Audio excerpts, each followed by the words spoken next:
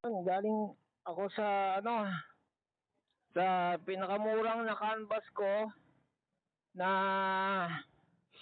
shop nag-DIY ng actually hindi siya DIY eh. Shop siya talaga, grupo siya. Pinuntahan ko physical shop ng motor. Laki ng difference niya kasi yung LG na quote ng isa 75, sa kanya yung LG niya 50, so 25,000. Ito build from scratch talaga, stainless na rin yung box. May BMS, may active. Ang gusto ko dito yung may active balancer. Tapos tinetest nila yung unit. So yung unit na na yung battery pack na kukunin ko, actually hindi para sa akin yun eh. Since pinuntahan ko, nag-down na ako. Down ako ng 15. Ibubuin niya na, kukonfigure niya na para sa akin dito sa Quezon. Kukonfigure niya na, tapos i-drive test niya na ng 100 kilometers. Supposedly ako pero since nakakabit na, since bibiyahe din siya, gagamitin niya yung motor niya, punta siya ng Manila, parang ibili ako ng BMS, lahat. Siya na rin yung magda-drive test. Kinakailangan maikabit niya yan kasi nakakalas pa eh. Kinakailangan maikabit niya yon. Tapos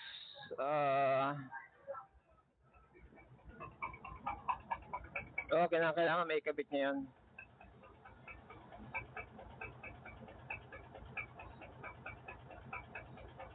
$13.82.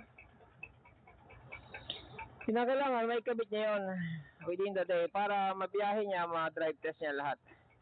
Kung Gano'n ka pilis na? Compare mo sa mga yan, nauna. Ano yan? Baka upgraded yung nakita mo. Ito hindi pa to upgraded, stock pa to eh. Kasi may motor ko, nagawa pa lang ako kumuha ng ticket ko. Ganito? Pag upgrade mo dapat.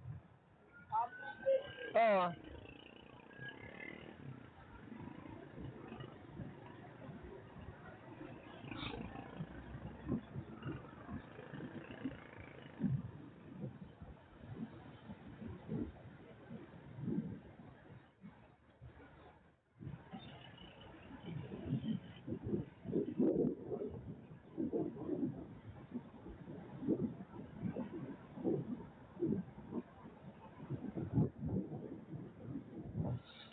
So, saan na ba ako?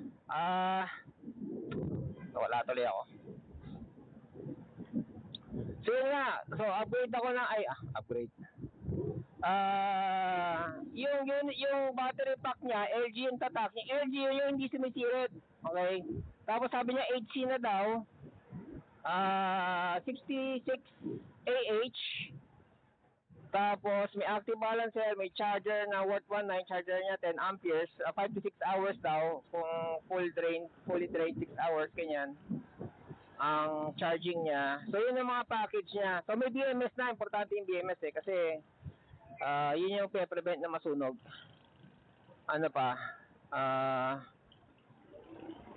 Ayun. So bibili niya ako ng BMS ngayon sa Manila. Binigyan ko na siya ng cash na down 15,000. Ang worth lang almost 50K. Almost 50K ang total.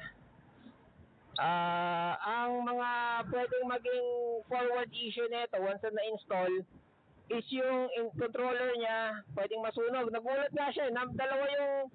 Dalawang bagay nakita niya rito. Number one, yung wire from battery to controller. Ano pa? Sabi niya, hindi dapat ganyan. Baka masunugan ka yan. Sabi niya, lalo na ngayon, siyempre, obligado talaga magpalit ng makapal na wire, di ba?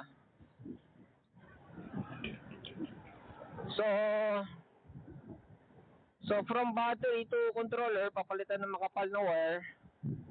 Tapos, ano pa?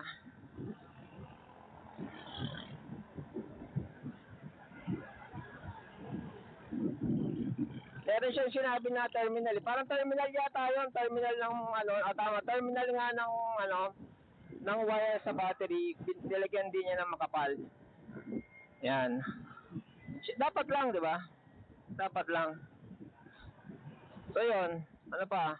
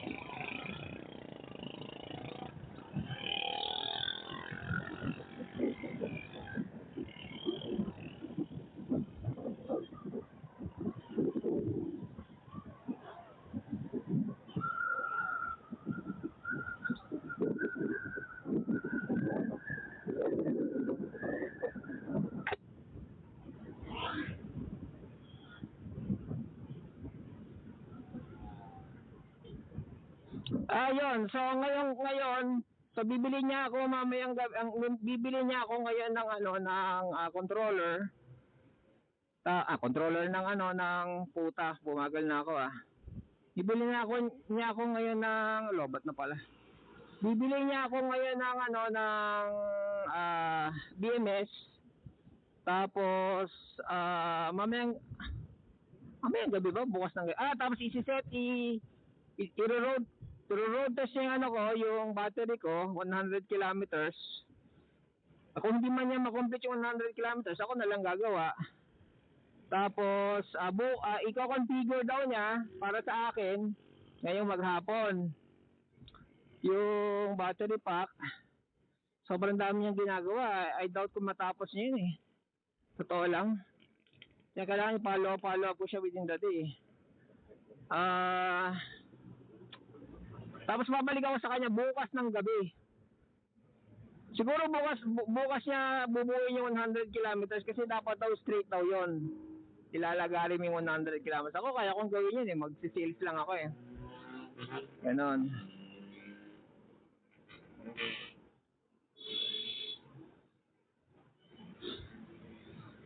So, saan na ba ako? And then bukas na pupunta ako doon sa kanya mga 8 o'clock. So far 13 kilometers na ako pabalik. Siguro mga 15 to 16 kilometers mula sa bahay. Ganyan. Kung dito ako dadaan sa sa taas. Dito ako pinadaan ng Waze kung pabalik na. For some reason dito ako pinadaan. Anyways, kasi paahon nga dito sino na lang ang charge ko. Ano ba? Parang ang lapit ng mukha ko. Ipalitin nga natin mukha ko. Ito na ba yun? Ito na yata yung maliit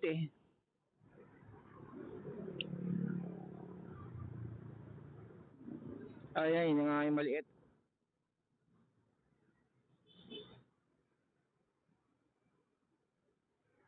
Ano yan? Ano nangyari? Baliktad ha.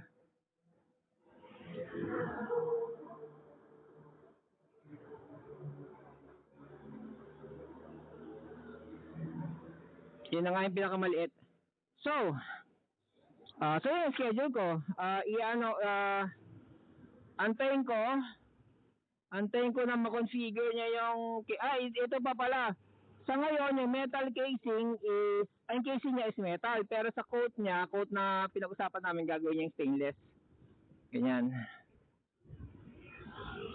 Pero pansamantagal muna yung metal kasi yung stainless parang in-order pa daw. Ganyan. Ayoko na metal casing kasi yung kinakalawang yun Lalo na galvanized lang yero lang talaga yung ginamit niya. So, no. Ayun. And then for future hindi naman future masyado pero dapat kasunod na once na working na to, kasunod na dapat gagawin dito is lalagyan ng fan, auxiliary fan, exhaust fan yung yung controller ko. Kasi as per usapan na nga namin ni JR is susunugin ko daw yung controller ko, susunod. na mangyayari dito ngayong 3K na yung hub ko. Actually, pati hub ko may init eh. Siya na mismo nagsabi na yung klase ng hub ko is initin daw to talaga. Putya naman talaga. Kasi maliit. Sabi niya, ang maganda raw na dissipation ng heat yung malaki.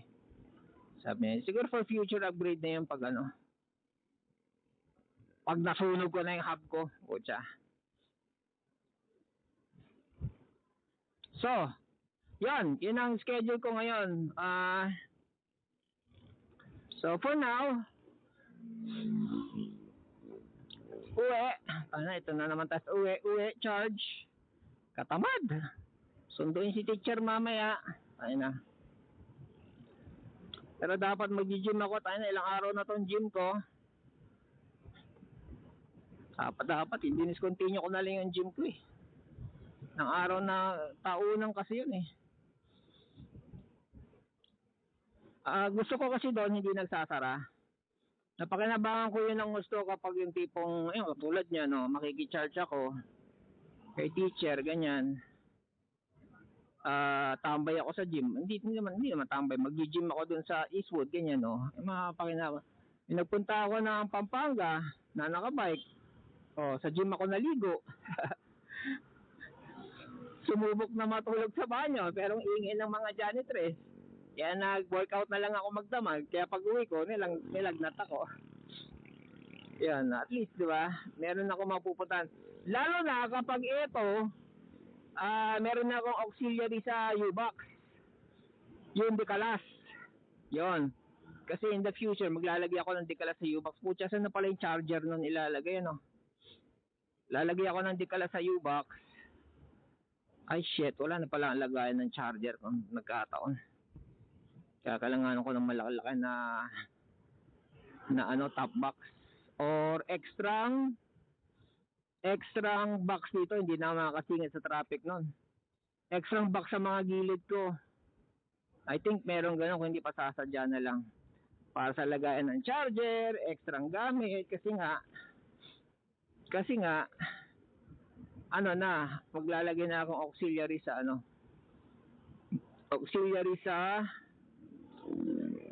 battery sa U-Box in the future.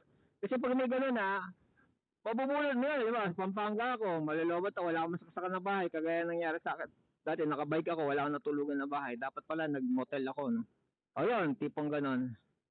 Alam mo, mag-gym ako, daling ko sa gym. Daling ko sa gym yung box, bubunutin ko lang, matcha-charge ko sa gym. Ganon. Kanina pa to, binubuntutan na. And by the way, malapit na ako sa bahay anyways. So yun. Puta, nakapatayo pala tayo ngayon Love her today on 100 ways. Kaya pala, ang tubig namin ay malabo. Dahil dito, hindi niya pala kita.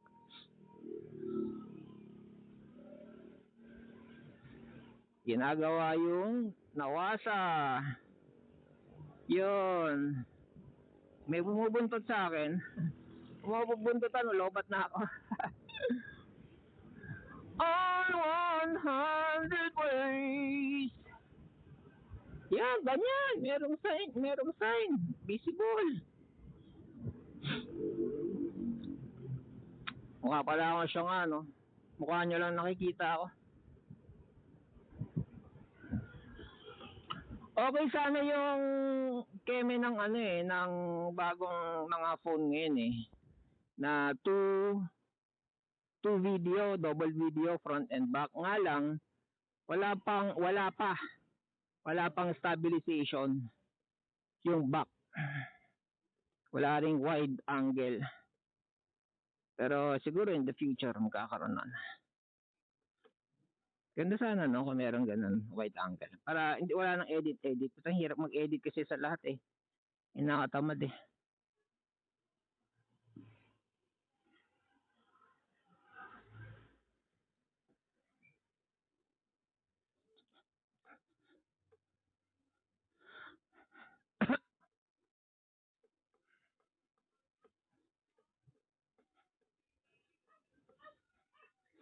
Love her today. On.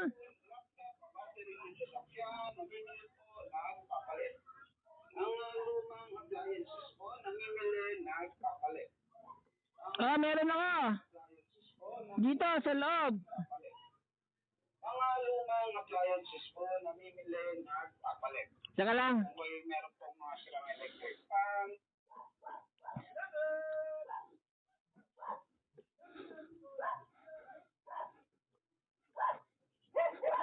On 100 days.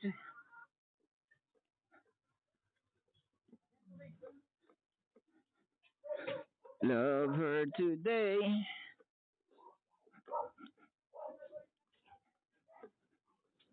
Ibigay ko sa kanya lumang appliances. Pwede kong i-dispose. Okay, see you later, alligator.